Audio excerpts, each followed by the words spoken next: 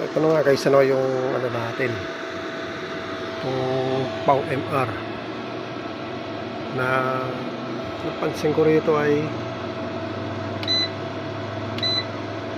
lagi yung nilolobat yung battery, ay sinasagad niya yung karga. So nagkakarga naman siya, kaya ang ginawa ko, nilagyan ko siya ng ATS. Hindi ko na siya pinadaan dito. Ayan o, tinanggal ko na yung AC in. Nilagay ko na rito yung pinaka-input ng AC.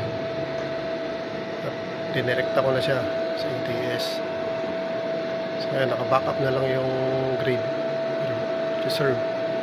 At ang ito naman ay priority yung inverter. Pero napansin ko, kahit patay siya rito, pinatay ko sa gilid,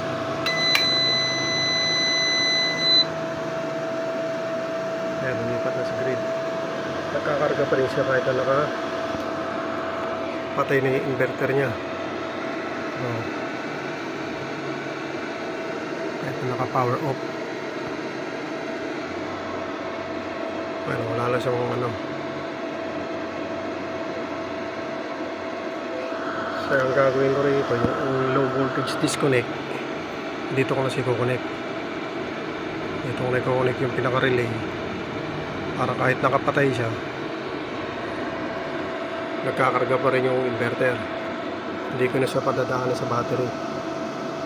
Hintayin na lang natin update ng low voltage disconnect na in-order ko. Wala pa kasi siyang low voltage disconnect, direct lang siya sa battery. Ayan guys, yun lang, update na lang natin sa next video. Ayan.